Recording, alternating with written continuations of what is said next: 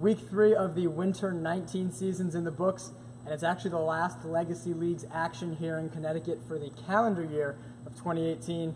2019 right around the corner. We'll be back on June 7th, so a couple weeks off before we get to Week 4. But first, we're going to break down a shortened Week 3. More interns than games. That goes actually for every week, but especially for Week 3 when Team Moose and Nick Strong did not appear. I have to do names. All right. Hi, I'm Joey. Welcome to the Week 3 postgame show. Nathan, Steven, Ryan, Meyer, David, Eddie. Eddie also played today. Not too sweaty though today. Yeah. We're gonna get to your game. I didn't mean it like that. So we'll start with Run TMC and the Rim Breakers, your game of the week for Week 3. It went down to the wire. There was a moment at the end of the game where I had my head in my hands for good reasons. Reggie with a huge 3, up 3 with 8 seconds left. It worked out. I guess you take the very good with the not even really that bad, right? When it goes in, it's not a bad shot. But Run TMC does come away with the win, improved to 2-1. Rim Breakers 2-1. Were they undefeated? Anyone know? Cool. Yeah, they were have 1-1. So now they're 1-2. Okay, you can check the standings page for that on the website. But guys, what'd you guys see from Run TMC tonight? Had the majority of their squad back after missing some guys last week. Yeah, and that was the thing. Like, they had their full team for the first time, and now we could see what the power rings are going to be like in the future. But the Rim Breakers, they tried their best tonight, but they just couldn't, push for a lead, and neither team really until the fourth quarter. But Reggie Stewart, oh my God, 43 points, 15 rebounds, 5 assists. Ridiculous. Crazy game by him. And I hate to say it, that is what we needed, and that's what I'm sure some of the guys behind the camera expected from Reggie Stewart in the game of the week. Very similar to the semifinals. I don't know if you remember anything from last year's semifinal. I do. A very similar style of game, the length and the size versus more of the speed and the shooting from Run TMC. It took a buzzer beater last year. Anything else on Run TMC seeing that more full squad this week? Well, you mentioned the depth, and like I said, the last 2 weeks, once you guys get your depth back, you guys will work. So I told you, I was right. There you go, pat himself on the shoulder. I think towards the end of that game, you saw a little sloppy with the basketball, a lot of turnovers. I think you guys were up, 10, 11 points with Not enough. 3 minutes left, and then immediately, just like that, just turnover after turnover, got the game closer than it really should have been. For sure. The other close game is Sportslook and the Chasers. It was Sportslook coming away with the win. Was it double digits? Nine. It was 9 close. points. 9 It was points, close. excuse me. So very close. But was double digits actually throughout the second half, and the Chasers kept it right around that 9, 10, 11 point range. Sportslook 2 in a row now after losing the first week. So they are also 2-1.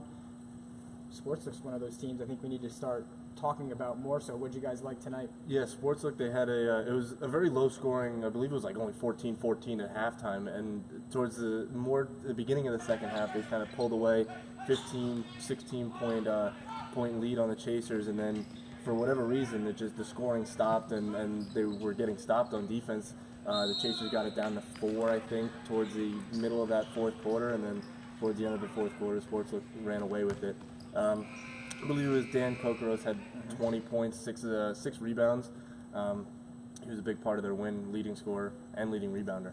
Yeah, and he had some awesome comments after the game about this team compared to past Sportslook teams, how they're more grinded out, more focused on defense rather than running, and I think that was evident tonight. Anything on the Chasers? No Dom Langston, so that obviously plays a factor. But the Chasers still fought and were in this game. They played a good game. They just kind of faltered late, so if they kind of, they finished the game, they'll be fine. Yeah, they also didn't really have an ISO score at the end of the game, and they really needed that to push up. They really missed Dom. David Armstrong, he kind of filled that role. He matched Kokoros' 20 and 6, so in the loss. So they got their productivity as well. They just couldn't finish. For sure, 2 teams that we're going to be talking about for sure throughout the rest of the season as stronger teams. We get to some Court 2 action on Court 3 tonight. The Flint Tropics take down the Young Kings. Eddie, do you want to start with anything briefly? It was very Flint Tropic-esque over there. The style, the way the game was going, and then who was scoring for them.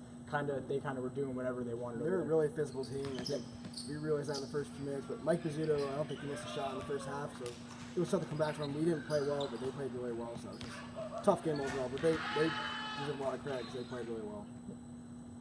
Yeah, the Flint Tropics, they outscored the Young Kings 24-9 in the first quarter, and from there they really didn't look back. Mike Pizzuto, he scored 24. He really couldn't miss from three, and for me, they really showed that they're one of the top defensive teams in the league. So I'm looking for them to make some noise all the way throughout the season.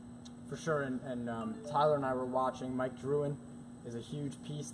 He wasn't here the last time Flint was in the league, which was 2 seasons ago. He played in their first season 3 seasons ago. So to have him back with Mike Pizzuto, like you guys talked about, Dom Migliaro, they have those big guys who can handle and do it all, and that's what it's about in this league. We'll wrap it up before we get to some surprise keyword game to end it. Shocker City takes down Gentlemen's Club. 150-something to 50-something. It was a lot to a little. 162. Excuse me, sorry. So these guys are prepared. I like it. Reminded me of, well, I guess we'll give Flint more credit, but also of the Brotherhood days when they were doing that to teams way back, now 7 seasons ago. What did you guys see from Shocker City? I mean, no resistance, obviously, but what did they do well tonight? So, no disrespect to Gentlemen's Club. We kind of expected a blowout, maybe not to this magnitude, but, I mean, 162 points in a game to Gentlemen's Club 56. Looking at their stat sheet for Shocker City, I think everyone was in double digits, maybe 20-plus scoring figures for everyone. Davis and Daniels had 32 each. Brian Jackson had a nice 23 for Gentlemen's Club, but it was All messy. Shocker. Yeah. Yeah. Proving that why they're the defending champs and one of the teams definitely contending for the title this season. So we have a little break. You guys get to get rid of me in your lives for 2 weeks. Before that, 3 words to sum up the season through 3 weeks. Most teams have played 3 games. Some teams have played 2 games. 1 word, so there's no explanation going on. We'll just go right down the line. You want to start? You have one? Not yet. Okay, good. So you're on the spot. So 1 word to describe the season so far. Intense.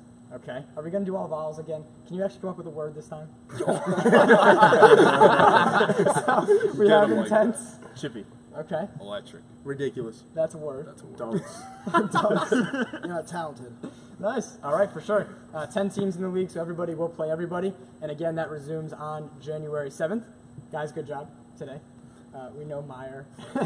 His vocabulary has come along so far, and it will continue to come along when we're back in January for Week 4 of the Winter 19 season. See you guys then.